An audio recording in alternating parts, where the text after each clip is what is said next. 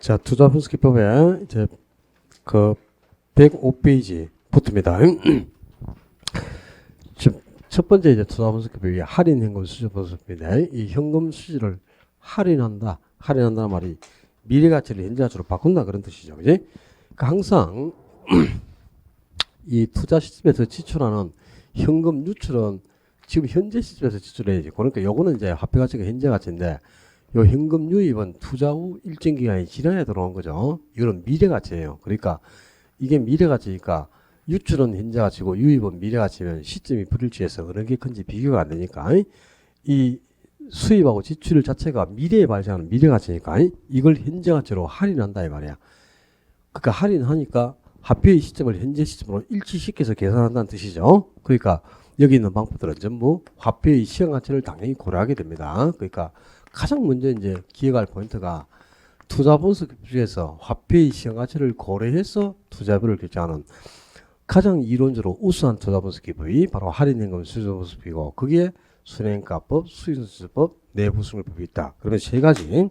일단 순행가법, 수익성지수법, 내부수익법은 화폐의 시장 가치를 고려하는 투자 분석 기법이다. 그게 먼저 정리가 돼야 되겠죠, 그죠? 제일 중요한 게 화폐의 시장 가치를 고려하는 기법에 세 가지가 있고요. 순행가법은 이 순현재 가치, 순행가의 크기를 가지고 투자를 선택하는데 순행가가 0보다 크면 투자하고 순행가가 0보다 적어서 음수가 나오면 투자하지 않는다. 그러니까 순행가법은 반드시 순행가가 양수가 나와야 투자를 하는 거죠. 그지? 음수면 투자를 해서는 안 되는 것이 이 순현가, 순현재 가치는 현금 유입의 현재 가치에서 현금 유출의 현재 가치를 차감한 값. 이 유입의 현재 가치에서 유출의 현재 가치를 차감하고 남는 몫이 순행가인데요. 이게 0보다 크다 그 말은 요 앞에 있는 유입이 더 크다는 거죠. 그럼 이제 흑자니까 당연히 투자를 하게 되지. 근데 순행가가 음수가 나오면 뒤에 있는 유출의 현재 가치가 더 크다는 뜻이니까 적자잖아요. 그죠? 유출이 더 크면은 그럼 당연히 투자해서는 안 됩니다. 그래서 순행가법은 바로 유입의 현재 가치와 유출의 현재 가치를 비교해서 둘 중에 뭐가 클 때 유입의 현가가 더 클 때 투자하는 방법. 똑같은 말이죠. 그지? 그러면 이 유입이 투자 후에 들어오는 유입은 두 가지라고 해서 보유기간 중에 들어오는 유입이 세후 현금 수지 그리고 처분 시 들어오는 유입이 세후 지분 복귀액. 요 두 가지가 유입이죠. 근데 요 두 가지는 미래에 들어오는 미래 가치니까 이걸 현재 가치로 바꾼 거죠. 그지? 그러니까 유입의 현재 가치는 바로 요 두 가지 현재 가치를 뜻합니다. 세후 현금 수지 현재 가치와 세후 지분 복귀의 현재 가치 이 두 가지를 합친 게 유입의 현재 가치고 유출의 현재 가치는 뭘 뜻해요? 지분 투자 금액. 투자 시점에서 지출하는 금액이 바로 투자 금액이지. 그지? 요 두 가지 합해서 지분 투자 금액을 빼고 남는 몫이 바로 순행가고 그 순행가가 0보다 크면 흑자가 예상된다. 그때 이제 투자하는 방법이 순행가법이 되어 있고요. 수익성 지수법은 수익성 지수의 크기를 가지고 투자를 선택한다. 수익성 지수는 반드시 뭐보다 클 때 1보다 크면 투자하고 수익수가 1보다 적으면 투자하지 않는다. 요 1하고 0 숫자를 바꾸면 큰일 납니다. 순행가는 0보다 클 때, 수익수는 1보다 클 때 투자한다 그래야 돼. 이 수익성 지수는 공식 외우셔야죠. 당연히. 유입의 현재 가치를 유출의 현재 가치로 나눈 비율. 이 유입의 현재 가치를 유출의 현재 가치로 나눈 값이 수익성 지수인데 그 수익수가 1보다 크면은 분자에 있는 유입이 더 크다는 뜻이 되겠죠. 그래 1보다 크고 분모가 더 크면 1보다 적은 값이 나오니까 이제 그 수익수가 1보다 적으면 유출의 현재 가치가 더 크니까 적자예요. 그때는 투자해서는 안 되겠고 당연히 수익수는 1보다 커야 투자를 하게 되는데 이 유입의 현재 가치가 투자 시점에서 들어오는 이익이니까 이제 유입의 현재 가치는 다른 말로 바꾸면 편익입니다. 영어로는 베니피트가 되겠죠. 이익. 그리고 유출에서는 투자 시점에서 지출할 비용이야. 투자 비용. 영어로는 코스트가 되죠. 코스트. 그래서 유입의 현가가 편익을 유출의 현가가 비용을 뜻하니까 이 유입의 현가를 유출의 현가로 나눈 값이나 편익을 비용으로 나눈 값이나 똑같은 말입니다. 이 편익을 비용으로 나눈 값이 편익 비용률 영어로는 베니피트 코스트 비율 BC 비율이라는 거예요. 그럼 편익 비용률이 1보다 크다 그 말이나 수익수가 1보다 크다 같은 말입니다. 수익수하고 편익 비용률은 같은 편인데요. 바로 수익성 지수 또는 편익 비용률이 1보다 크면 투자하는 방법이 바로 수익성 지수법이 되겠고 내부 수익률법은 내부 수익률과 뭘 비교해서 요구 수익률. 내부 수익률법은 내부 수익률과 요구 수익률을 비교해서 투자율을 결정하는데 내부 수익률이 요구 수익률보다 더 커야 투자를 하게 되죠. 근데 내부 수익률이나 기대 수익률은 같은 비율이다, 그지? 투자 안으로부터 투자한 내부적으로 발생 가능한 예상 수익률을 우리가 기대 수익률 또는 내부 수익률이라고 그랬어요. 근데 이 기대 수익률, 내부 수익률은 반드시 요구 수익률보다 더 클 때 투자를 하게 되죠. 이렇게 내부 수익률과 요구 수익률을 비교해서 내부 수익률이 더 클 때 투자하는 방법. 그게 바로 내부 수익률법이에요. 근데 이 내부 수익률은 현금 유입의 현재 가치와 현금 유출의 현재 가치를 똑같도록 만들어주는 이 유입의 현재 가치와 유출의 현재 가치를 같게 만들어주는 할인율입니다. 그러니까 유입과 유출의 현재 가치를 일치시켜주는 유입과 유출의 현재 가치를 같게 만들어주는 할인율을 내부 수익률이라고 한다 이 말이에요. 그럼 내부 수익률이 유입과 유출의 현재 가치를 같게 만들어주니까 유입과 유출의 현재 가치가 같다면 순행가는 얼마가 돼? 0이 되겠지. 유입에서 유출의 현재 가치를 뺀 게 순행가니까, 그지? 또 유입과 유출의 현재 가치가 같다면 수익 순수는 당연히 1이 됩니다. 그래서 내부 수익률이 유입과 유출의 현재 가치를 같게 만들어주니까 순행가는 0으로 만들어주고 수익 순수를 1로 만든다. 순행가를 0으로 수익 순수를 1로 만들어주는 할인율. 그 할인율을 내부 수익률이라고 하고 내부 수익률이 바로 요구 수익률보다 더 클 때 투자하는 방법이 내부 수익률법입니다. 자, 공부거리가 상당히 많다. 자, 첫 번째는 요 할인 현금 수지 보수법, 현금 수지를 할인하는 방법의 순행가법, 수익률법, 내부 수익률법. 그러니까 요 순행가법이나 내부 수익률법은 할인 현금 수지 분수법의 일종입니다.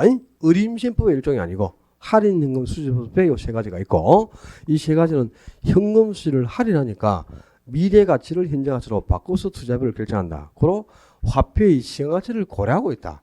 그러니까 시간 가치를 고려하는 투자 분석 기법의 순행가법, 수익률법, 내부 수익률법이다. 이 당연히 기억을 해야 되겠죠. 그리고 순행가란 유입의 현가에서 유출의 현가를 차감한 값 또는 유입의 현가 합, 요 두 가지 현재 가치 합이죠. 요 유입의 현가합에서 유출의 현가합을 빼고 남는 몫이 바로 순행가예요. 수익순수는 유입의 현재 가치를 유출의 가치로 나눈 비율, 유입의 현가를 유출의 현가로 나눈 비율, 그게 수익순수. 내부 수익률은 유입의 현재 가치와 유출의 현재 가치를 같게 만드는 할인율. 유입과 유출의 현재 가치를 같게 만드니까 순행가를 뭐로? 0으로 수익순수를 1로 만드는 할인율이에요. 또 최근에 이 우리 시험이 별거 아닌데, 그지? 내부 수익률은 유입과 유출의 현재 가치를 같게 만드는 할인율이다. 그렇게 나오면 다 알죠. 근데 그렇게 안 나오고 이렇게 나온다. 내부 수익률은 순행가를 1이 되게 하는 할인율이다. 맞아, 틀려요. 0이 되게 하는 할인율이다 그래야지. 이 1하고 0 숫자를 바꾸면 큰일 나는 거야. 순행가를 1이 되게 한다 이 말은 유입의 현재 가치가 유출의 현재 가치보다 1만큼 크다는 뜻이죠. 그럼 두 개가 같을 수가 없지. 어떻게 같노? 유입과 유출의 현재 가치를 같게 만들어준단 말이야. 유입과 유출의 현재 가치를 같게 만드니까 유입하고 유출의 현재 가치가 같으면 순행가는 0이 되는 거지 1이 될 수가 없잖아요. 그죠? 또 수익 수수를 0으로 만든다. 그럼 큰일 나지. 수익 수를 1이 되게 한다 그래야지. 왜? 유입과 유출의 현재 가치가 분모 분자가 같아야 1이죠.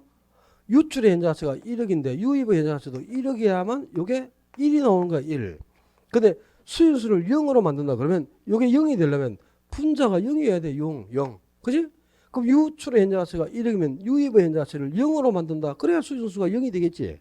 그러니까 이걸 0으로 1, 이 숫자를 바꾸면 큰일 나는 거예요.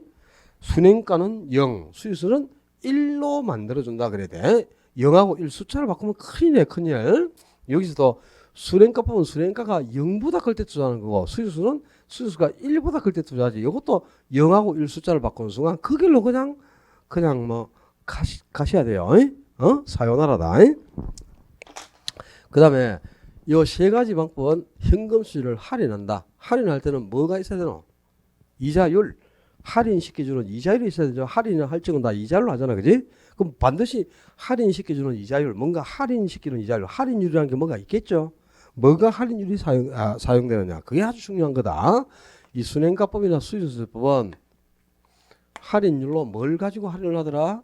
요구 수익률. 요구 수익률이 할인율로 사용되는데 내부 수익률법에서는 할인율이 요구 수익률이 아니고 내부 수익률을 할인율로 사용한다 이 말입니다. 그러니까 또 순행가법은 시장 이자율로 할인한다. 이자율이 아니야. 시장 이자율이 아니고 요구 수익률. 내부 수익률법은 내부 수익률이 바로 할인율이야. 내부 수익률. 요 할인율로 지금 내부 수익률을 쓰고 있잖아요. 그지? 요구 수익률이 아니고 내부 수익률이 할인율로 사용된다. 이 할인율이 뭔가를 모르면 아주 이것도 또 그냥 한 개 틀린다고 보시면 돼요. 그냥 무조건 등장합니다. 시험에. 그 다음에 거기 교재에서 그지? 어디부터 체크하느냐 하면 일단 체크해놓고 설명을 드려야 되겠네.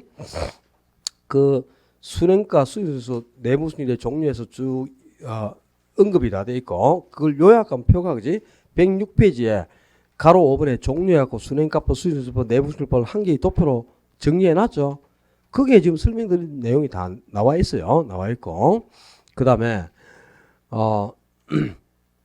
위로 쭉 올라가서 106쪽에 맨 위에 도표에 보면 비교해가지고 순행가법에서는 요구 수익률을 할인율로 사용하고 내부 수익률법에서는 내부 수익률을 할인율로 사용한다. 나와 있지? 맨 위에 도표에 비교 칸을 보라고. 빨리 체크해. 그 순행가법은 요구 수익률을 할인율로 사용하고 내부 수익률법은 내부 수익률을 할인율로 사용한다. 그리고 순행가법이 내부 수익률보다 이론적으로 월등히 우월하다 그랬어요. 왜냐? 반드시 순행가법은 부의 극대화 가능하기 때문이에요. 그 이유가 이제 나오겠죠. 부의 극대화 가능한 이유도 가치 가산 원칙이 적용되기 때문입니다. 자, 오른쪽 페이지에 가로 6번에 순행가법과 내부 수익률법에 비교해가지고 의에서 기억년 티끌 리얼 파란 글씨로 적힌 거 있죠. 그 네 가지가 대단히 중요하다. 순행가법과 내부 수익률법, 수익률법은 모두 화폐의 시가치를 고려하고 있죠. 그죠? 그 다음에 독립된 투자안이 딱 하나밖에 없다는 뜻이라 투자안이 한 개인 경우에는 순행가법과 내부 수익률법은 반드시 동일한 결과를 얻게 됩니다. 똑같은 결과가 나와. 그러니까 순행가법에서 투자자는 결정이 내려지면 내부 수익률법도 반드시 투자자는 결정이 내려져요. 동일한 결과가 나타난단 말이야. 근데 이것이 상호 배타적인 투자안. 그러니까 투자안이 두 개 이상 여러 개가 존재한다는 뜻이다. 투자안이 두 개 이상 여러 개가 존재할 때는 순행가법과 내부 수익률법이 서로 다른 결과가 나타날 수 있다 이 말입니다. 상반된 결과가 나올 수가 있다는 거야. 근데 그때는 순행가법이 내부 수익률법보다 이론적으로 우월하다 그랬죠. 그래서 순행가법의 결과를 따라야 한다 이 말입니다. 거기 리얼에 일반적으로 순행가법이 내부 수익률법보다 이론적으로 우월하다 그랬죠. 그 옆에 적어. 첫째, 할인율이 순행가법은 할인율이 현실적이다 이 말이에요. 뭘 할인율로 사용합니까? 순행가법은 요구 수익률. 그러니까 내부 수익률을 할인율로 사용하는 내부 수익률법보다는 요구 수익률을 할인율로 사용하는 순행가법이 훨씬 더 현실적이라. 요구 수익률은 투자자가 스스로 부여하는 주관적 수익률이고 내부 수익률법은 투자에서 예상되는 수익률인데요. 이 내부 수익률은 복수나 허수의 내부 수익률이 동시에 존재할 수 있어. 그러니까 비현실적이다 이 말이야. 투자 기준으로 써먹을 수가 없는 거예요. 그래서 요구 수익률을 할인율로 사용하는 순행가법이 월등히 우수하고 현실적이라는 거고 또 두 번째는 가치 가산 원칙이 적용된다 이 말이야. 두 번째 가치 가산 원칙이 적용. 순행가법은 가치 가산 원칙 그게 적용되니까 순행가가 0보다 큰 투자만을 모아서 투자를 하면 그 여러 개의 순행가를 합친 전체 순행가가 반드시 나타나니까 그만큼은 수익을 극대화시킬 수 있습니다. 그러니까 가치 가산 원칙이 적용되면 부의 극대화가 가능하다 이 말이야. 부의 극대화가 가능한데 내부 수익률법은 가치 가산 원칙 자체가 적용이 안 돼요. 그로 부를 극대화시킬 수가 없어. 부의 극대화가 불가능하다. 그러니까 투자의 목적은 수익을 극대화시키는 부의 극대화가 목적인데 그 투자의 목적에 가장 부합되는 방법은 순행가법밖에 없다 이 말입니다. 그래서 순행가법이 월등히 이론적으로 우수하니까 순행가법하고 내부 수익률의 결과가 서로 다를 때는 뭘 따라라? 순행가법을 따라야 한다 그 말이고요. 뒷페이지 넘겨봐. 일단 체크해놓고 설명드려. 108페이지에 박스에 참고업 찾았어요. 그러면 투자 채택하는 경우 지금 나온 거 순행가가 0보다 크면 투자, 수익수수가 1보다 크면 투자, 내부 수익률이 요구수보다 크면 투자. 그건 다 했지. 근데 내부 수익률이 요구수보다 크다나 기대 수익률이 요구수보다 크다는 같은 말이죠. 그죠? 내부 수익률과 기대 수익률이 같은 보이니까. 그 다음에 투자 가치하고 시장 가치 중에는 뭐가 크면 투자 가치가 더 크면 투자하죠. 그까지는 이제 지난주에 다 한 거예요. 투자 가치하고 시장 가치는 투자 가치가 더 클 때 투자한다. 거기까지는 지금 다 나온 거죠. 그 외에 또 투자 선택 기준이 더 있어요. 근데 그건 지금 아직 안 나왔어. 아직 안 나왔고 책에도 없는데 좀 이따 정리를 하고. 거기 2번에 순행가가 0이다 그랬잖아. 그지? 자, 순행가가 0이다. 순행가가 0이라는 말이 뭘까요? 유입의 현재 가치하고 유출의 현재 가치가 같다 그 말이지. 그럼 유입의 현재 가치하고 유출의 현재 가치가 같다는 말이 뭐고? 이게 뭐냐? 손익분기점 본전이다 그 말이야. 본전. 그지? 유입과 유출 현재 가치가 같으면 흑자도 아니고 적자도 아니잖아요. 손익분기점이죠. 그래서 순행가가 0일 때는 유입과 유출 현재 가치가 같기 때문에 유입과 유출 현재 가치가 같다면 요 수익선수가 뭐가 되노? 1이 돼야지. 분모하고 분자가 같다면. 그지? 그러니까 순행가가 0이면 반드시 수익성 지수는 뭐가 된다? 1이 됩니다. 그러니까 순행가가 0인데 수익수가 1보다 크다거나 1보다 적은 경우는 있을 수가 없는 거야. 유익과 유출의 자체가 반드시 같기 때문에 수익수는 무조건 1입니다. 1. 뭐 순행가가 0일 때 수익수가 1보다 클 수도 있다. 그런 소리 하면 큰일 나요. 무조건 1이다 그래야지. 1보다 크거나 적은 경우는 없죠. 왜? 순행가가 0이면 유익과 유출의 자체가 같기 때문에 분모하고 분자가 같다면 수익수도 반드시 1이 되는 거야. 뭐 1보다 크거나 적은 경우가 나올 수가 없는 거죠. 그지? 예의가 없어 이거는. 순행가가 0이면 유익과 유출의 자체가 같기 때문에 손익분기점이 예상되는 경우예요. 그때는 흑자도 아니고 적자도 아니다 말이야. 그럼 손익분기점 때는 투자 안에서 예상되는 내부 수익률과 투자자가 최소로 원하는 요구 수익률이 같기 때문에 손익분기점이라는 뜻이라. 그러니까 순행가가 0이면 반드시 내부 수익률과 요구 수익도 같아집니다. 무조건. 그러니까 순행가가 0이면 내부 수익률과 요구 수익도 같고 수익수도 반드시 1이 나오는 거야. 뭐 순행가가 0인데 내부 수익률 요구보다 크다 이런 경우는 있을 수가 없어. 그럼 이제 만약에 순행가가 0보다 큰 양수가 나왔다. 플러스 값이. 순행가가 0보다 크다 이 말은 순행가가 0보다 큰 플러스 값이라는 뜻이죠. 그럼 순행가가 0보다 크면은 유입의 현재 가치하고 유출의 현재 가치 중에 뭐가 더 크다는 뜻이야. 유입의 현재 가치가 더 크니까 순행가가 양수 플러스 값이 나왔겠죠. 그럼 유입의 현재 가치가 더 크면 이거는 적자야 흑자야 손익분기점이라. 흑자죠 이거는 반드시. 그지? 흑자가 예상되는 거다. 그 말과 같은 겁니다. 그래서 순행가가 또 0보다 큰 양수일 때는 유입이 유출보다 더 큰 거니까 수익수도 요 분자에 있는 유입의 현재에서 더 크다면 반드시 수익수도 1보다 큰 값이 나오게 됩니다. 순행가가 0보다 크면 수익수도 무조건 1보다 크죠. 또 수익수가 1보다 크고 또 흑자가 예상되는 경우니까 요 투자에서 예상되는 수익도 투자가 최소로 원하는 수익보다 더 커요. 그러니까 내부 수익률도 요구수보다 반드시 커야만 흑자야. 그러니까 순행가가 0보다 클 때는 수익수도 무조건 1보다 커지고 내부수도 반드시 요구보다 커요. 순행가가 만약에 0보다 큰 양수인데 수익수가 1이 되는 경우가 없습니다. 1보다 무조건 크지 1보다 적은 경우도 없어. 그죠? 유입이 더 크다는 뜻이니까 요 분자에 있는 유입이 더 크면 반드시 수익수가 1보다 커야지 1이거나 뭐 1보다 적은 경우는 나올 수가 없는 것 아니야. 그지? 수익수가 1이 나오려면 순행가가 0일 때만 유입과 유출이 같아야 되니까 순행가가 0일 때만 수익수가 1이 되는 거야. 오케이? 확실히 알겠나 이거? 참 알기는 뭐지. 나 안다고 믿어야 되겠다 이제. 그지? 또 진도도 나가야 되고 하니까. 그지? 못 믿으면 안 되고. 그러니까 순행가가 0이면 수익수도 1, 내부수가 요구수도 반드시 같고 순행가가 0보다 크면 수익수도 반드시 1보다 크고 내부수도 반드시 요구수보다 큽니다. 그럼 요 관계는 이제 대충 알겠죠? 그럼 순행가가 만약에 마이너스가 나왔다. 0보다 적다. 그럼 수익수는 1보다 적겠지. 또 내부수도 순행가가 0보다 적으면 유출이 더 크니까 적자라. 그럼 내부수도 요구수보다 적어야 돼. 그래야 적자니까. 그러니까 원리가 똑같은 겁니다. 순행가가 0보다 적으면 수익수도 1보다 적다. 내부수도 반드시 요구보다 적다. 이렇게 되겠죠? 네.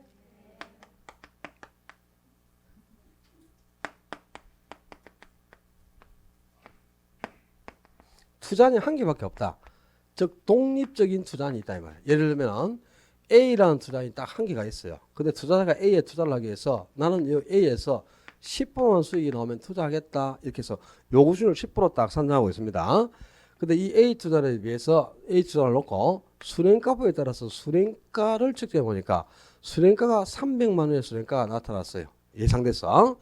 그 내부 수익률에 따라서 내부 수익률을 계산해 봤어. 그랬더니 내부 수익률이 15%가 계산돼 나왔어. 그럼 자, 순행가법은 순행가가 0보다 큰 양수면 투자를 해야 되죠. 그럼 순행가가 플러스 값이 나왔으니까 당연히 투자자는 결정이 내려지겠지. 그 다음에 내부 수익률법은 내부 수익률이 요구수보다 더 크면 투자하는 거죠. 그럼 내부 수익률도 요구수보다 크니까 당연히 투자자는 결정이 내려지잖아. 그지? 그러니까 투자는 딱 한 개밖에 없는 이 독립적인 투자에서는 순행가법하고 내부 수익률법이 반드시 동일한 결과가 나타나요. 순행가법에서 투자자는 결정이 내려지죠. 그럼 내부 수익률도 반드시 투자자는 결정이 내려져요. 왜 그럴 수밖에 없느냐? 좀 전에 순행가가 0보다 클 때는 수익수도 1보다 커지고 내부 수익률도 요구수보다 커지다 그렇지. 그럼 순행가법은 순행가가 0보다 크면 투자하는 거죠. 수익수보다 수익수가 1보다 크면 투자하는 거지. 내부 수익보다 내부 수익 요구보다 크면 투자하는 거잖아. 자, 지금 전부 다 투자하는 경우죠. 그러니까 전부 다 투자자 똑같은 결정이 내려져. 그러니까 순행가가 투자안이 딱 한 개밖에 없잖아요. 투자안이 하나밖에 없는 독립적인 투자안에서는 순행가법이든 내부수익법이든 수익수익법이든 반드시 똑같은 동일한 결과가 나타납니다. 아셨어요? 그런데 이제 투자안이 두 개 이상 여러 개가 존재한다 이 말이야. 투자안이 서로 두 개 이상 여러 개가 존재하는 상호 배타적인 투자안이 있어. 예를 들어서 A 투자안도 있고 B 투자안도 있다 이 말이야. 근데 투자자가 나는 A에 투자를 하든 B에 투자를 하든 A든 B든 수익이 10%만 나오면 투자하겠다. 이렇게 딱 마음을 먹고 있어요. 근데 이 두 투자를 놓고 순행가법에 따라서 순행가를 먼저 딱 적게 해봤다. 그랬더니 A 투자에서는 순행가가 100만 원의 순행가가 나왔어. 근데 B 투자는 마이너스 20만 원의 순행가가 예상된 거예요. 그 내부 수익률에 따라서 내부 수익률을 계산해봤어. 그랬더니 A 투자는 예상되는 수익이 8%가 계산돼 나왔어. 근데 B 투자는 12%가 계산된다고 가정해보자.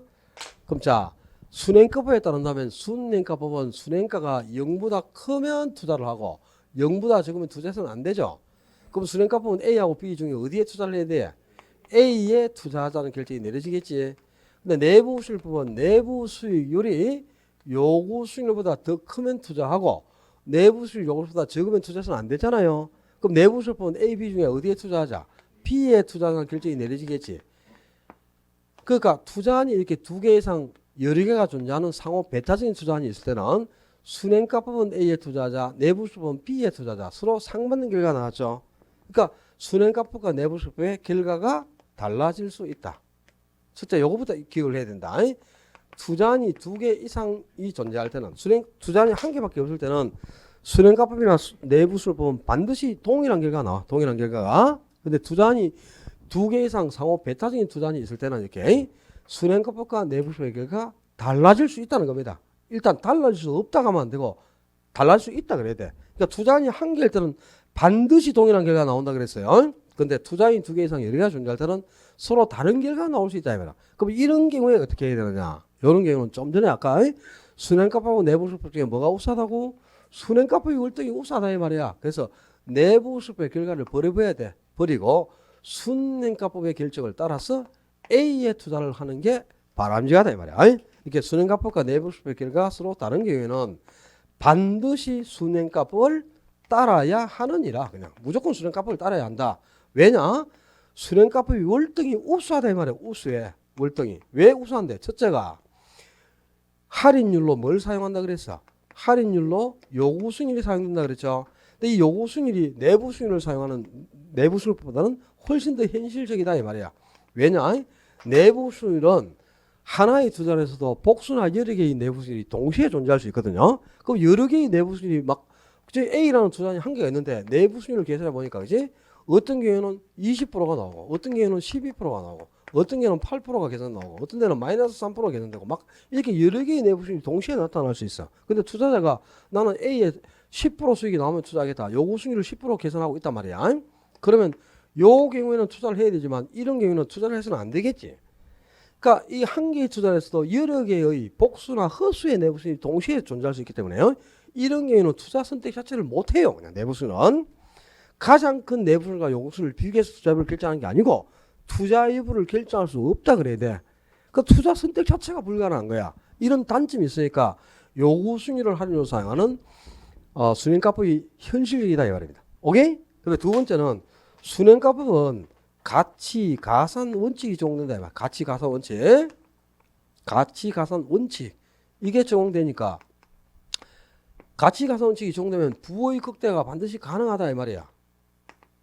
근데 내부수술법은 가치 가산 원칙 자체가 적용이 안 됩니다. 수술법도 마찬가지고. 그래서 부를 극대화시킬 수 있는 유일한 방법은 이거밖에 없다. 순행가법. 그래서 이렇게 순행가법과 내부수술법의 결과가 상반될 때는 무조건 순행가법 결정을 따라야 한다. 그 말입니다. 자, 여기까지 이제 순행가법이었는데 상당히 공부거리가 얼마나 많은지 몰라요. 순행값 할인임금 수준법은 일단 세 가지. 요 세 가지는 할인임금 수준법에 포함된다. 그다음에 요 세 가지는 할인을 하니까 화폐의 세 가지를 고르는 기법이다. 그리고 순행가가 뭐냐? 순행가의 개념. 수익수수가 뭐냐? 수익수수의 개념. 내부수익이 뭐냐? 내부수익의 개념 당연히 익혀야 되겠죠. 그다음에 요것들은 반드시 할인을 해야만 미래가치를 현자로 바꿔서 투자부가 결정되니까 할인을 하기 위한 할인율, 이자율이 있다 이말이야. 할인율. 뭐가 할인율로 사용되는가가 대단히 중요합니다. 이거는 그냥 매년 등장합니다. 이게 시험에 꼭 기억을 해야 되고요. 그 다음에 이 순행가와 내부수익률, 수익수수와의 관계도 기억이 나야 돼요. 이것도. 그러니까 이것도 계속 나오지. 단일 투자에서는 순행가가 0인 투자는 수익수수도 반드시 1이 된다. 지문으로 그냥 그대로 이렇게 나와요. 알았지? 순행가가 0보다 큰 투자는 내부술도 반드시 0보다 크고 수익수도 반드시 1보다 크다. 이런 게 지문으로 그대로 나오니까 당연히 기억을 해야 되겠죠. 그 다음에 투자안이 하나밖에 없을 때는 순행가법과 내부술은 반드시 동일한 결과가 나타나지만 투자안이 두 개 이상 여러 개가 존재할 때는 서로 다른 결과가 나올 수가 있다. 상반된 결과가 나올 수가 있단 말이야. 이런 경우는 반드시 순행가법을 따라라. 왜냐? 순행가법이 월등히 우수한 기법이기 때문이다 이 말입니다. 알았어요? 그 다음에 이제 요 순행가법에서 원리 이 이론을 좀 습득했으면 순행가도 계산을 해야지. 자, 현금 순행가가 유입의 현재가치에서 유출의 현재가치를 차감한 값이 순행가죠. 그죠?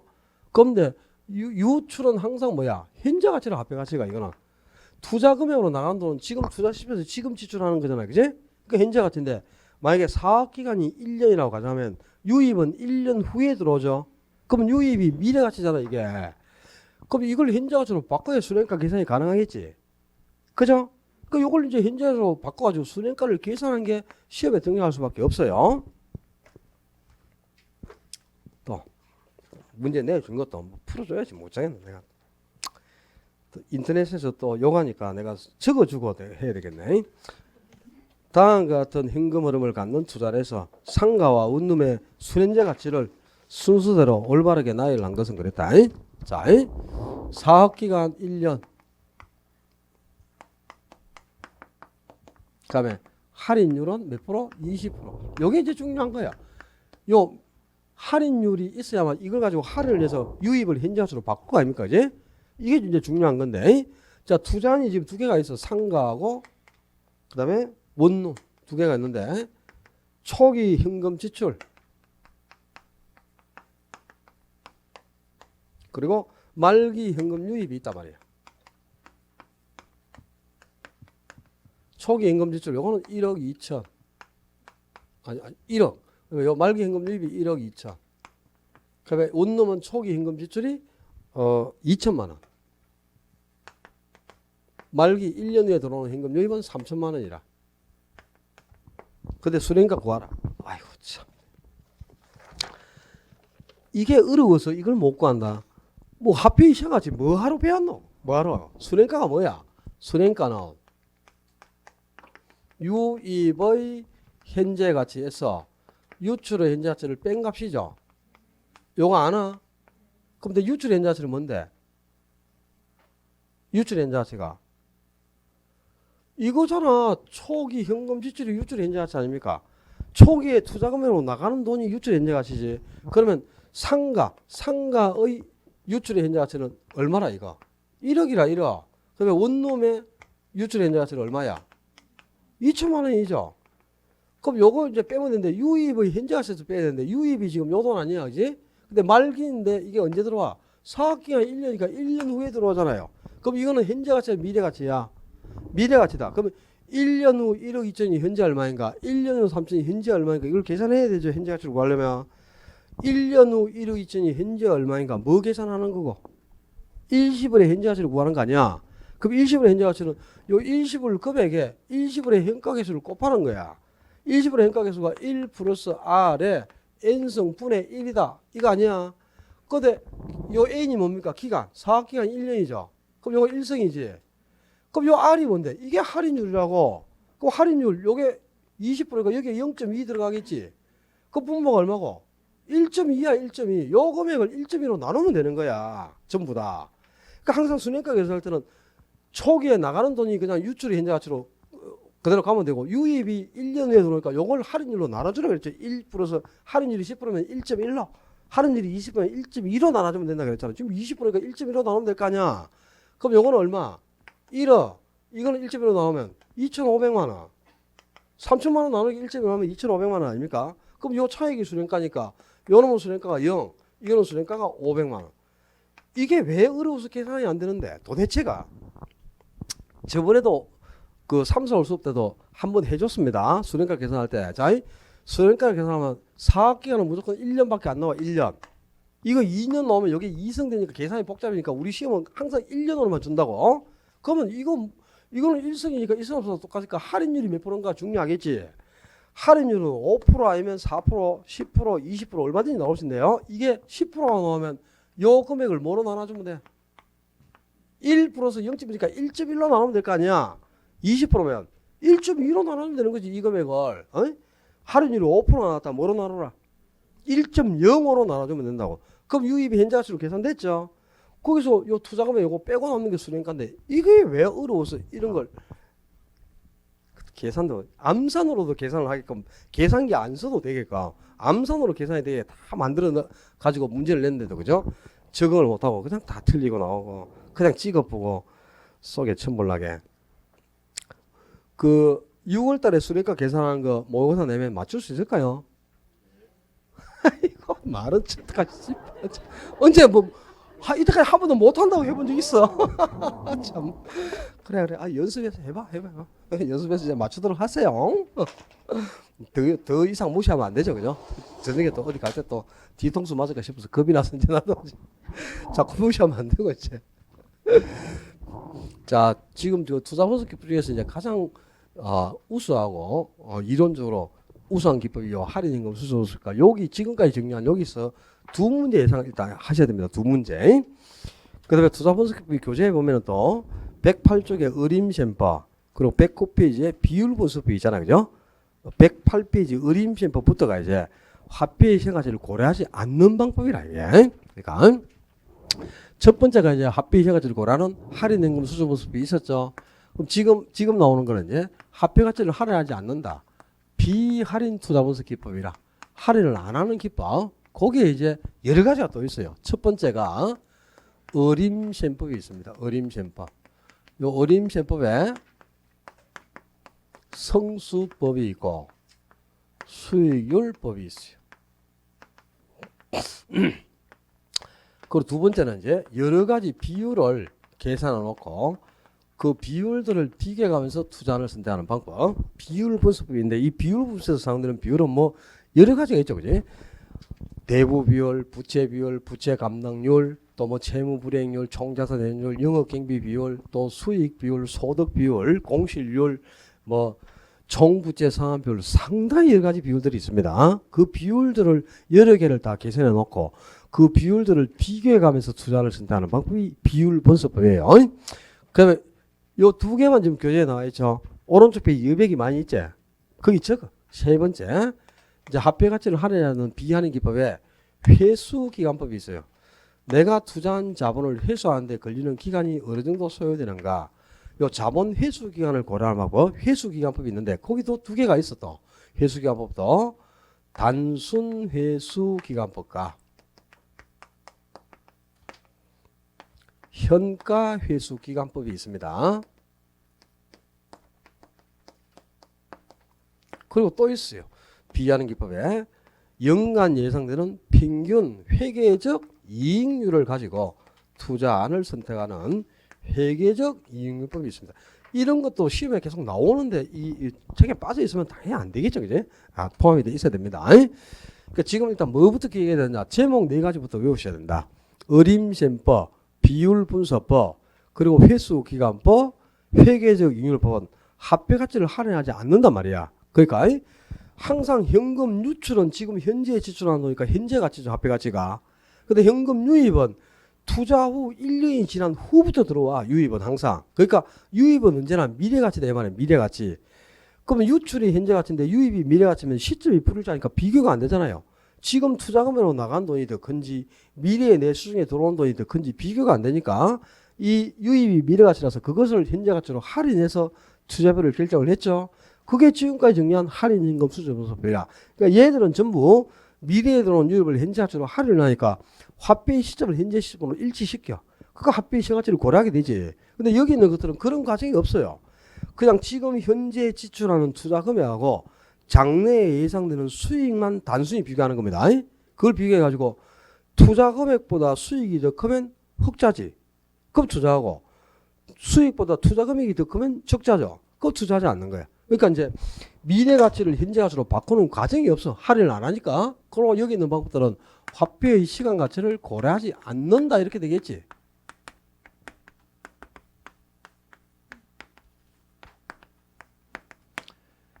그러니까 이게 이제 항상 이제 시험에 나오는 게 화폐의 시간 가치를 고려하는 투자분석 기법에 뭐가 있는가, 시간 가치를 고려하지 않는 기법에 뭐가 있는가, 그냥 늘 등장하는 거예요. 그러니까 제목 왜 순행가법이나 수익수법, 내부수법은 시간 가치를 고려한다.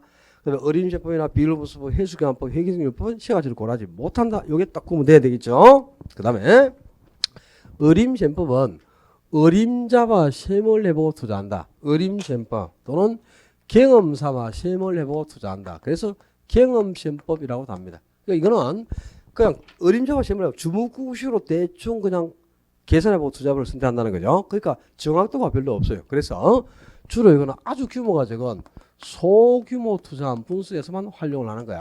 규모가 적은 아주 소규모 투자를 분석하거나 또는 요 할인임금 수준 분석을 적용하기 전에 예비적 투자 분석 기법으로 활용하는 게 어림셈법인데요.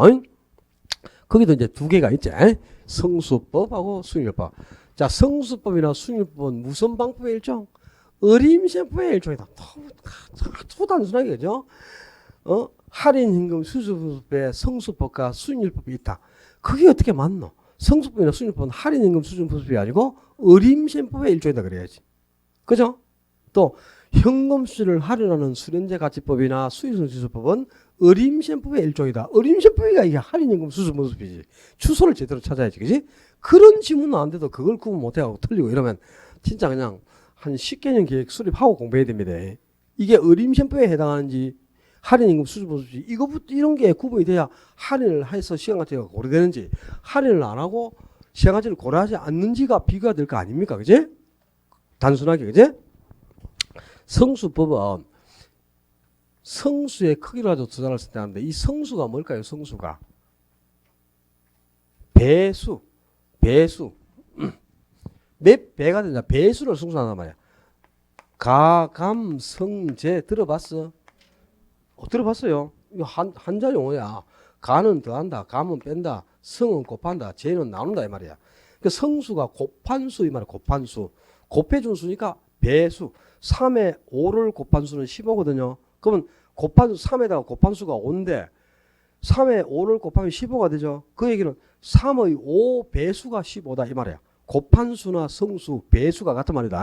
그 성수가 배수 이 말인데 몇 배가 되느냐? 배수를 따져서 투자를 선택하는 거야. 그러니까 아예 성수는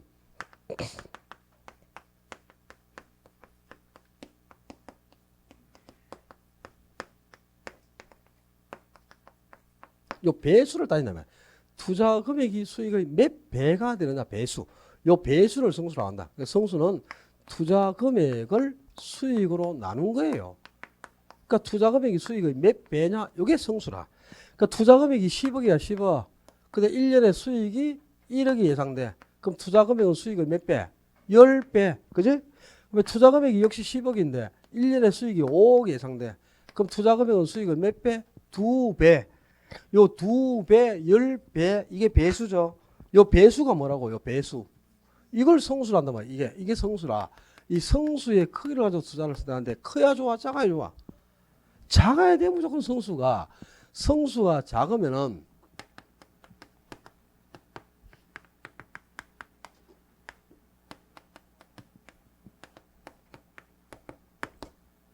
성수가 작으면 투자한 자본을 회수하는 데 걸리는 기간이 짧아서 양호하다 이 말이에요. 그러니까 이 성수 자체가 바로 자본 회수 기간을 의미하는 거예요. 그러니까 성수가 10이 나오면 내 투자한 자본 10억을 1년에 1억씩 10년을 회수해야 10억이 다 회수돼. 그러니까 자본 회수 기간이 10년이고 성수가 2면 투자한 자본 10억을 1년에 5억씩 2년만 하면 10억이 다 회수되니까 자본 회수 기간이 2년 아닙니까? 이제 투자한 자본을 회수하는 데 걸리는 기간은 짧을수록 유리하잖아요.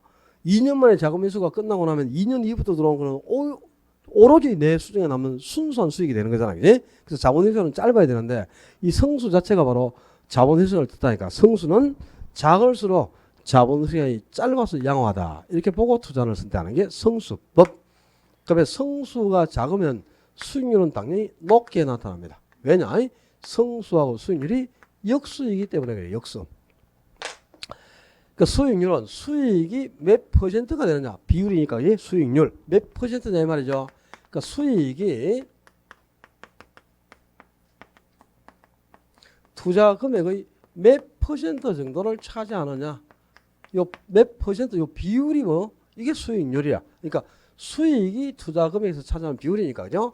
이거는 이제 수익이 투자 금액에서 몇 퍼센트를 차지하느냐 곱하기 100 해줘야 비율이 나오겠죠. 이제 투자금에서 바로 이 수익이 차지하는 비율을 수익률이라고 한단 말이에요. 근데 수익률하고 성수를 보면 분모 문제가 뒤집어졌잖아요.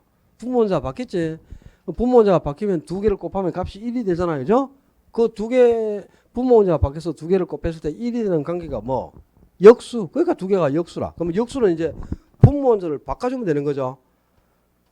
해당 수를 분수로 표시해주면 그 역수잖아. 5의 역수는 5분의 1 아닙니까? 5나 1분의 5 같으니까 분모문제를 바꾸면 5의 역수는 5분의 1이 되는 거죠. 그럼 10의 역수는 10분의 1, 2의 역수는 2분의 1이 될 거 아니야, 그지? 그렇겠죠? 역수가 해당 수를 분수로 딱 나타낸 거란 말이야. 그러면 성수가 10일 때 수익률을 계산해봐. 수익률은 몇 프로? 10의 역수는 10분의 1, 10분의 1은 0.1이라, 0.1. 근데 비율로 환산할 때는 여기가 곱하기 100을 해줘야 몇 퍼센트가 나오는 거죠. 그럼 수익률이 몇 프로? 10%다 이 말이야. 그 성수가 10일 때 수익률은 10%가 계산되는 겁니다. 그런데 성수가 2가 나왔어. 2의 역수는 얼마? 2분의 1. 2분의 1은 0.5고 이걸 비율로 환산할 때는 곱하기 100을 해서 몇 퍼센트가 나오니까 비율로는 50%다 이 말이죠. 그 성수가 2가 나오니까 수익률은 50%로 높아졌지. 자 봐라. 성수가 작으면 작아질수록 수익률은 아주 높게 나타나요. 수익률이. 근데 성수가 커지니까 성수가 커질수록 수익률은 아주 낮게 나타납니다. 그지? 성수하고 수익률이 분모 문제가 뒤바뀌는 역수니까 역수는 한 개가 크면 하나는 적어줄 수밖에 없어. 그지? 분모 문제를 바꾼 거니까. 그래서 성수가 클수록 수익률은 작고 성수가 작을수록 수익률이 커지죠. 수익률이 클수록 좋나 작을수록 좋나? 1년에 10% 수익 나오는 것보다 50% 수익 나오면 50% 2년만 하면 100% 자금 회수가 가능하죠. 근데 1년에 10% 나오면 10%씩 10년을 회수해야 투자 자본이 100% 회수된단 말이야. 그 자본 회수 기간이 그만큼 길어지니까 당연히 수익률은 높을수록 양호한 투자이 되겠죠. 이게 성수는 작을수록 수익률은 클수록 양호한 투자로 보고 투자를 채택하는 방법이 어림심법인데요. 요거 이제 지워야 돼. 어쩔 수가 없이 지웁니다. 뒤에 거.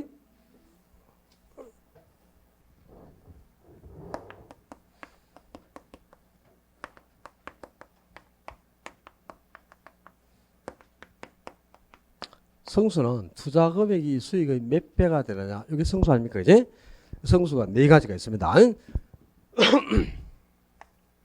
투자 금액이 가능 총수나 유효 총수다. 이 투자 금액이 총소득의 몇 배가 되느냐.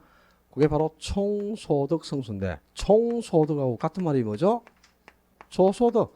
총이나 조가 같은 말이야. 그 총소득 성수 또는 조소득 성수라고 합니다.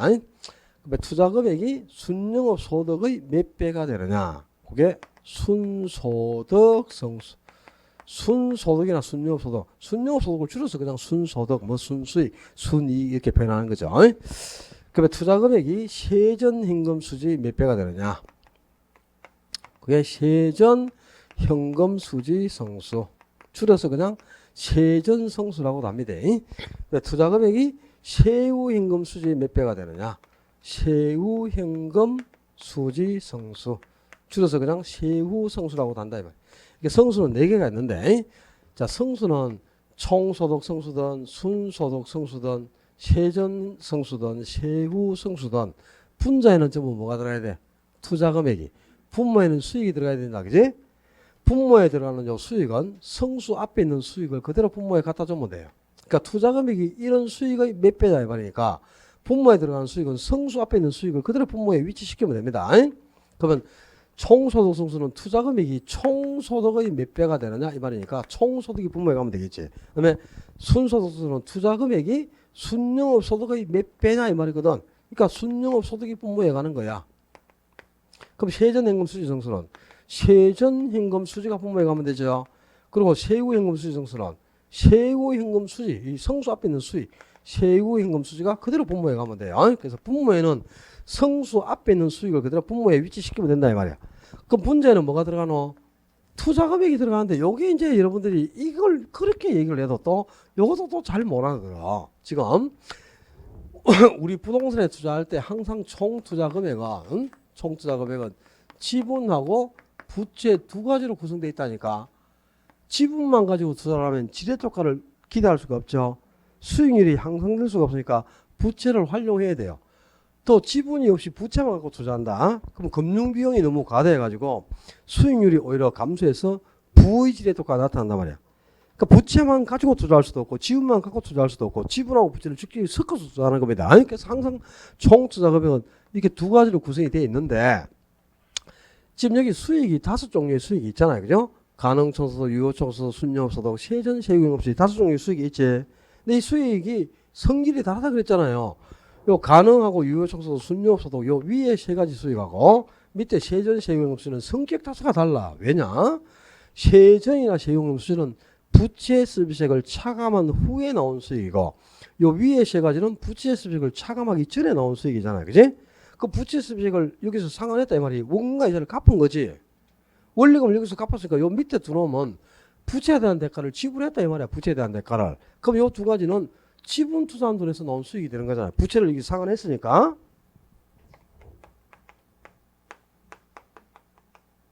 근데 위에 3가지는 부채 서비스액을 아직 차감하기 전이죠. 원금과 이자를 안 갚았잖아. 위에 3가지 수익은. 그죠? 그럼 요 3가지에는 지분에서 나온 수익도 있고 부채에서 나온 수익도 포함되어 있다는 뜻이잖아요. 그러니까 지분하고 부채 두 가지를 합친 총투자액에서 발생한 수익이 된다 이 말이야. 요 개념을 모르면 여러분들은 이 어린 셰프는 그냥 아무것도 안 돼. 아무것도. 그러니까 교재에 내가 줄 쳐줄게. 그 어디 있던데 찾아보니까 이 어린 셰프에 있어야 되는데 어디 쳐봐놨는지 이게 어디 있던데. 104페이지 해봐라. 104페이지. 104페이지에 거기 동그라미 6번 지문 찾았어요.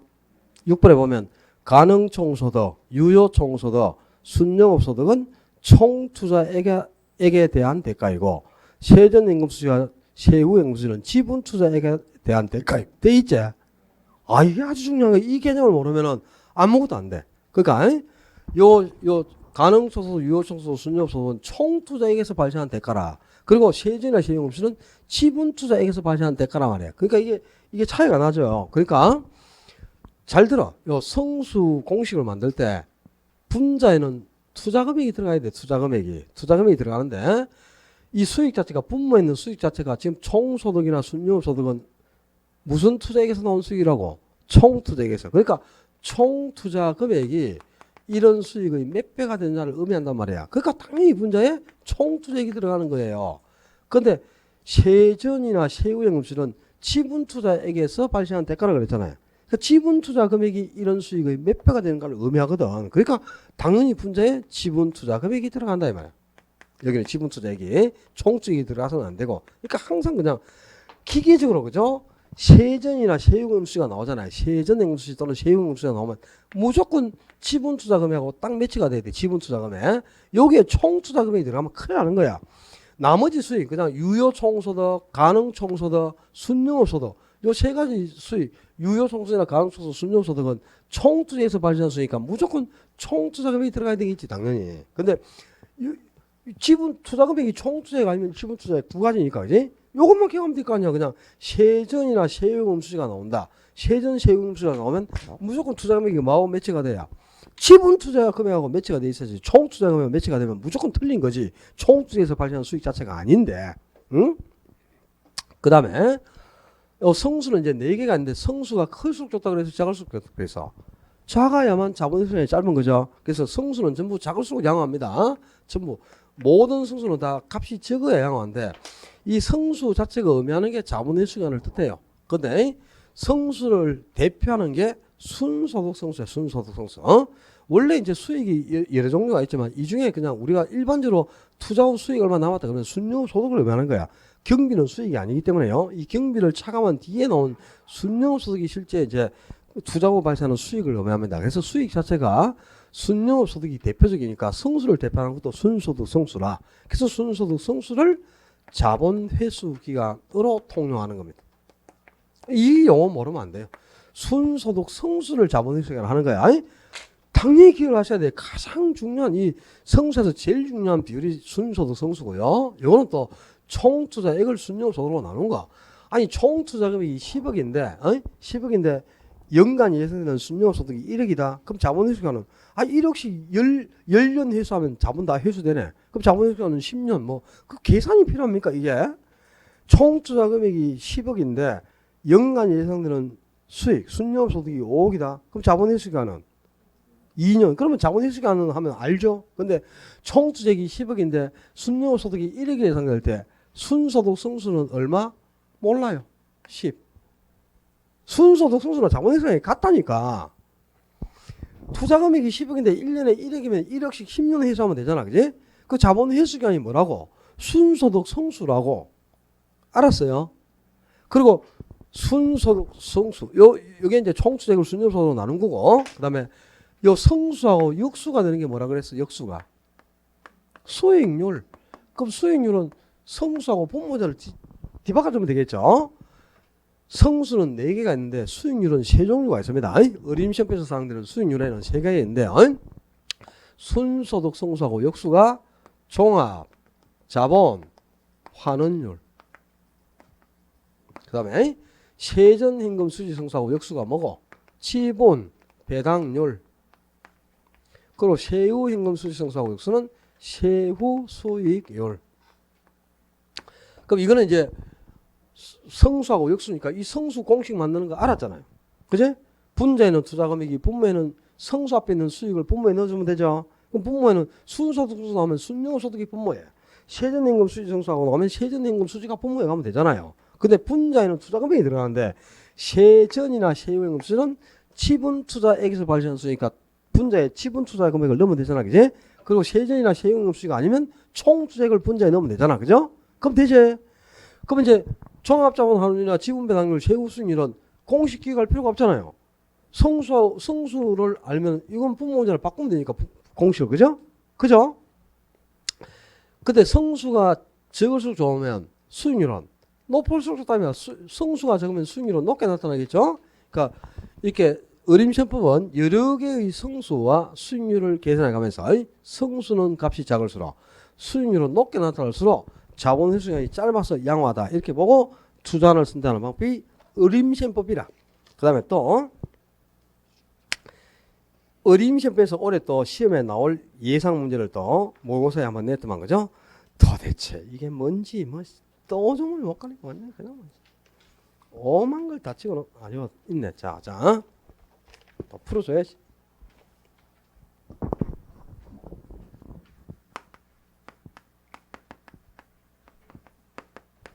총 투자액이 10억. 그 다음에 유효 총소득 5억.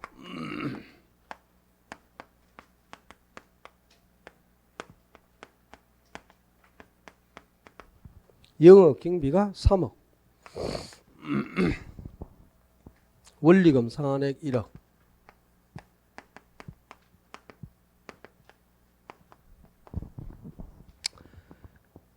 투자 자본의 목표 회수기간 4년.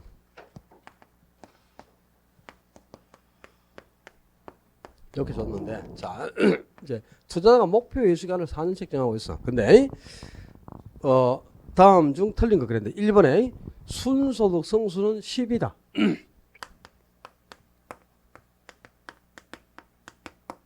맞아, 틀려요? 이 바로 틀렸네, 그냥. 총 투자액이 10억이라. 근데 순소득 성수는 뭡니까? 순영업 소득이 몇 배냐 말이지. 그러니까 성수는 요 성수 앞에 들어오는 수익이 여기 분모에 간다 그랬지. 그럼 여기에 순영업 소득 들어가겠지. 근데 순영업 소득은 총 투자에서 생긴 거야, 지분 투자에서 생긴 거야? 총 투자. 그럼 분자에 총 투자액이 들어갈 거 아닙니까? 예? 이 순소득 성수 요거 모르면 안 된대도 요거 자본 회수기간 총 투자액을 순영업 소득으로 나눈 거잖아요. 그럼 총 투자 금액은 10억이잖아. 근데 순영업 소득은 얼마인데? 유효 총수에서 여경비 빼고 남는 거 이게 순영업 소득 아니야? 그럼 순영업 소득은 2억 아닙니까? 그럼 순소득 성수는 오지 어떻게 10이 되는 거? 1번이 바로 틀렸지. 이 순소득 성수, 순소득 성수가 성수 중에서 가장 중요하다고. 자본 회수기간이고 이 순소득 성수하고 역수가 종합자본 나누자. 이것만큼은 어림시험에서는 반드시 요 비율을 모르면 이제 그러니까 무조건 한 개 틀립니다. 어림시험법은 반드시 등장하는 게 순소득 성수, 자본회수기간, 요놈의 역수가 종합자본 확률. 이걸 모르면 절대 안 돼. 이거는 기계적으로 그냥 외우고 있어야 될 비율이지.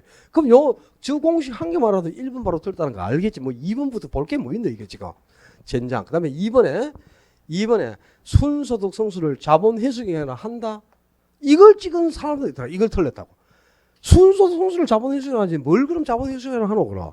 이 순소득 성수를 자본회수기간에 하잖아요. 그지? 그 다음에 3번에 순소득 성수는 종합자본 확률의 역수이다. 종합자본하고 역수가 순소득 성수 아닙니까? 그럼 2번, 3번 이런 거는 진짜 찍으면 안 되지. 그 다음에 5번에 성수법은 또 합비의 생활제를 고려하지 않는다. 이 정옥 씨는 또 이거 5번 찍었더라고. 죽으려고. 됐어. 니 이거 찍었잖아. 5번. 합비의 생활제를 고려하지 않는다. 그래 틀렸잖아. 요거는 지금 성수법하고 수익률법은 어디에 포함된다 제가? 어림시험법이니까 저건 비하는 기법이니까 시행가치를 고려하지 않잖아요. 그죠? 시행가치를 고려하지 않는 가장 대표적인 방법이 성수법, 수익률법, 요 어림시험법입니다. 합계가치를 할애를 안 하잖아. 그지? 그냥 요 투자금하고 수익만 비교하고 있잖아, 지금. 이 수익이 미래에 발생하는 것들 아니야, 이거? 이걸 지금 현재 가치로 하는 가정이 어디 있습니까? 없잖아, 지금. 가장 대표로 시행가치를 고려하지 않고 투자비를 결정하는 거고. 그 다음에 4번에 순소득 성수를 기준으로 하면 투자 대안은 기각된다. 그렇습니다. 순소득 성수가 뭐라 그랬노? 자본 회수기간 아닙니까? 그럼 지금 투자 안에서 자본 회수기간이 몇 년 걸리노 지금? 5년 걸리잖아. 5년 지금 자본 회수기간이 순소득 성수가 5가 나왔잖아. 그럼 이 투자 안에서 내가 투자한 자본 10억을 회수하는데 걸리는 기간이 5년이죠. 근데 목표 회수기간을 4년 책정하고 있잖아 지금. 그럼 내가 세운 목표보다 더 오랜 시간이 걸려야 10억이 회수될 거 아니야. 투자해 안 해? 안 해야지 당연히. 이 회수기간법이 목표 회수기간하고 투자의 회수기간을 비교해서 요 목표 회수기간보다 투자 안에서 자금을 회수하는 기간이 짧아야 돼. 그래야 투자를 쓴다는 게 회수기간법 아닙니까? 그지? 물론 저 아직 정리 안 했다. 좀 이따 하겠지만은 회수기간법은 목표 회수기간보다는 요 투자 안에 자본 회수기간이 짧아야 됩니다. 그 지금 투자 안에서 자금을 회수하는 걸린 기간이 내가 세운 목표보다 더 길잖아요. 그럼 투자를 기각하는 거지 당연히. 그지?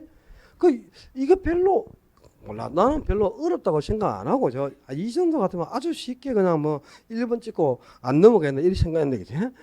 친절하게 5번까지 읽어서 또 5번 찍고 틀리고 뭐가 뭔지도 몰라 그냥 하여튼 무슨 문제를 낸지도 모르고 그죠? 그만큼 이제 적응 능력이 없다는 뜻인데 뭐 문제를 제가 보통 낼 때 그냥 딱 한 개만 알아가지고 답을 찾을 수 있게 이렇게는 안 되거든요. 그러니까 예를 들어서 요걸 사례를 이렇게 주고요. 다음 사례에서 자본 회수기간은 몇 년인가? 그렇게 내겠습니까? 그러면 요 한 개만 계산할 줄 알면 한 문제 맞추는 거 아닙니까? 그지? 요즘 문제가 그렇게 안 나와 우리 시험이. 그러니까 여러 가지를 포괄적으로 다 알아야 한 문제를 맞출 수 있게끔 이렇게 변형된 문제를 계속 내니까 그게 이제 적응을 시키려고 이런 문제도 보여주는데요. 지금 이 정도 수준 문제 같으면 풀 수 있는 능력이 있어야 돼. 실제 별로 어려운 게 아니고 요 어림시험에서 제일 중요한 비율이 순소득 성수고 순소득 성수를 자본회수를 한다. 그리고 요놈의 역수가 종합자본하는이다. 이 정도까지는 지금 시점에서는 당연히 기억을 해야 되고요. 그 다음에 성수든 수익률이든 간에 그지? 성수든 수익률이든 이 수익 자체가 세전연금수지나 세후연금수지는 지분투자액에서 발생한 대가란 말이에요. 그럼 여기에 이제 분모에 지금 세전 세후연금수가 들어갔죠? 그럼 이게 분자에는 뭐가? 지분투자금액이 위치해야 돼. 그럼 요런 공식 만들 때도 이 분모 분자를 만들니까 여기 분자에 여기는 세전연금수지가 들어가고 요러면 또 분자에 세후연금수지가 들어가겠죠? 그 분자에 세전 또는 세후연금수가 들어가 있으면 분모에는 무슨 투자금액이 뭐가 들어가야 돼? 지분투자금액이 당연히 들어가야 되겠지. 이 수익 자체가 지분투자액에서 나온 수익이니까. 그러니까 여기에 총투자금액이 들어간다? 그건 무조건 이제 틀린 거지. 그죠? 그러니까 요런 이제 개념, 항상 세전이나 세후연금수지는 지분투자액에서 발생한 대가다. 요거 잊어버리면 절대 안 됩니다.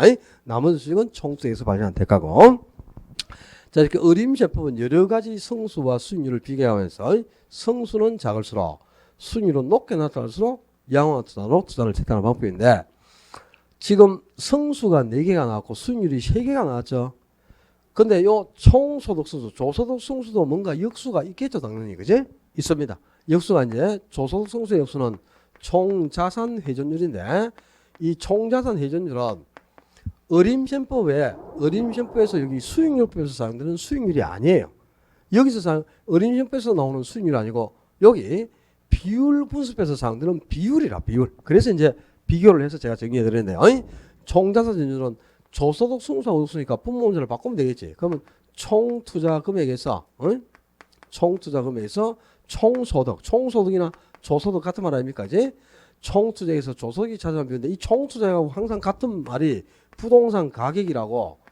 부동산이 3억짜리면 부동산 가치가 3억이면 투자 금액도 3억이 되는 거고 부동산이 10억이면 투자 금액도 10억이 되는 거야. 그러니까 요걸 항상 그지 우리 계산 문제 나올 때 이렇게 총투자액이 10억이다 이렇게 나오기도 하지만 그냥 이걸 10억을 총투자액 안 하고 부동산 가치가 10억 이렇게 나와요. 부동산 가격이나 총투자액은 항상 같은 표현을 모르면 안 됩니다. 부동산 가치나 총수익이 같은 말이지. 가격만큼 투자금액이 구성되는 거니까. 그러니까 부동산 가치에서 조속이 차지하는 비율인데 이 투자금액은 적을수록 좋죠. 수익은 클수록 좋고, 그지? 그럼 당연히 이 분모가 적고 분자가 클수록 이 비율이 높게 나타나겠지. 총자산 회전도 당연히 조소득 성수하고 역수니까 이게 높을수록 양호하겠죠, 그지? 이 부동산 가치에서 조소득이 차지하는 비율이고, 이걸 총자산 회전율이 하는데 총자산 회전율의 역수가 뭐? 조소득 성수. 종합자본 하는 일의 역수는 뭐? 순소득 성수. 어림시험에서는 역수가 제일 중요한 겁니다. 올해 역수를 모르면 한 개 틀릴 거예요. 조소득 성수하고 역수가 총자산 회전율, 순소득 성수의 역수는 종합자본 하는 일. 절대 잊어버리면 안 됩니다. 세전 성수하고 역수는 지분 배당률. 이 지분 배당률도 중요합니다. 뭐 공식을 다 기억하면 좋겠지만 공식 모르더라도 최소한 이것만큼은 좀 알아라. 순소득 성수를 자본 회수기간을 하고 총투자액을 순접선으로 나눈 거예요. 그리고 이 자본 회수기간 순소득 성수하고 역수는 종합 자본 할인율입니다. 총자산 회전율이 아니고, 오케이? 총자산 회전율의 역수는 조소득 성수라 순소득 성수하고 역수가 종합 자본 할인율이고, 요까지는 꼭 기억을 해야 돼. 자, 이제 어림셈법이었고요. 그 다음에 비할인 기법을 대표하는 것 중에 한숨을 쉬지 마요. 무슨 한숨을 쉬는 여기 이제 단순해수가 요것도 있죠. 요거는 비율분수부터 정리하고 해야 되겠네, 이제. 요 비율분수 정리하고 요 정리하는 게 낫겠네. 그냥 두시고 쉬었다 합시다. 조금만 쉬었다가 비율분수부터 조금만 쉬었다 정리.